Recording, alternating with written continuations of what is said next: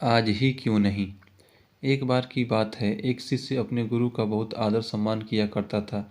गुरु भी अपने इस शिष्य से बहुत स्नेह करते थे, लेकिन वह शिष्य अपने अध्ययन के प्रति आलसी और स्वभाव से दीर्घसूत्री था। सदा स्वाध्याय से दूर भागने की कोशिश करता तथा आज के काम को कल के लिए छोड़ दिया करता था।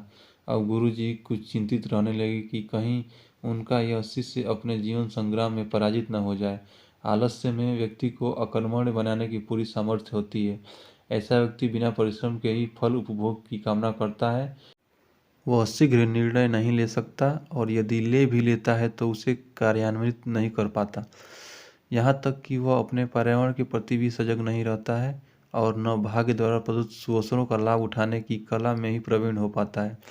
उन्होंने मन ही मन अपने शिष्य के कल्याण के लिए एक योजना बनाई। एक दिन एक काले पत्थर का टुकड़ा उसके हाथ में देते हुए गुरुजी ने कहा, मैं तुम्हें यह जादुई पत्थर का टुकड़ा 2 दिन के लिए देकर कहीं दूसरे गांव जा रहा हूँ। जिस भी लोहे की वस्तु को तुम इससे स्पर्श करोगे वह स्वर्ण में परिवर्तित हो जाएगी। पर याद रहे कि दूसरे दिन सूर्यास्त के पश्चात मैं इसे तुमसे वापस ले लूँगा। शिष्य इस सुअवसर को पाकर बहुत प्रसन्न हुआ, लेकिन आलसी होने के कारण उसने अपना पहला दिन यह कामना करते करते बिता दिया कि जब उसके पास बहुत सारा स्वर्ण होगा तब वह कितना प्रसन्न, सुखी, समृद्ध और संतुष्ट रहेगा। इतने नौकर चाकर होंगे कि उसे पानी पीने के लिए भी नहीं उठना पड़ेगा। फिर दूसरे दिन जब वह प्रातःकाल जगा, उसे अच्छी तरह से स्मरण था कि आज स्वर्ण पाने का दूसरा और अंतिम दिन है। उसने मन में पक्का विचार किया कि आज वह गुरुजी द्वारा दिए गए काले पत्थर का लाभ जरूर उठाएगा। उसने निश्चय किया कि वो बाजार से लोहे के बड़े बड़े सामान खरीद कर लाएगा और उन्हें स्वर्ण में परिवर्तित कर देगा। दिन बीतता गया, पर वह इसी सोच में बैठा रहा कि अभी तो बहुत समय है, कभी भी बाजार जाकर सामान लेते आएगा। उसने सोचा कि अब तो दोपहर का भोजन करने के पश्चात ही सामान लेने निकलूंगा, परंतु भोजन करने के बाद उसे विश्राम करने की आदत थी और उसने बजाय उठ के मेहनत करने के थोड़ी देर आराम करना उचित समझा।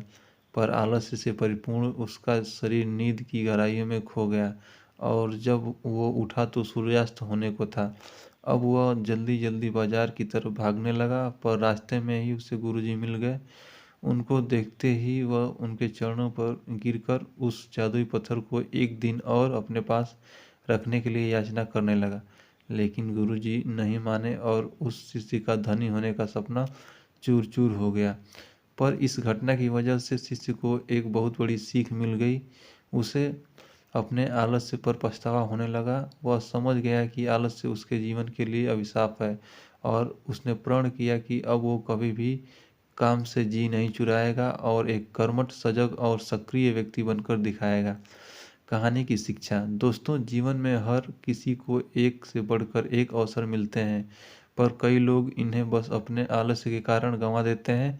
इसलिए मैं यही कहना चाहता हूँ कि यदि आप सफल, सुखी, भाग्यशाली, धनी अथवा महान बनना चाहते हैं तो आलस्य और दीर्घसूत्रता को त्याग कर अपने अंदर विवेक, कष्टदायक श्रम और सतत जागरूकता जैसे गुणों को विकसित कीजिए। और जब कभी आपके मन में किसी आवश्यक काम को टालने का विचार आए तो स्वयं से एक प्रश्न कीजिए, आज ही क्यों नहीं। तो धन्यवाद दोस्तों। कहानी अच्छी लगी हो तो लाइक कीजिए, शेयर कीजिए और चैनल को सब्सक्राइब कीजिए। धन्यवाद।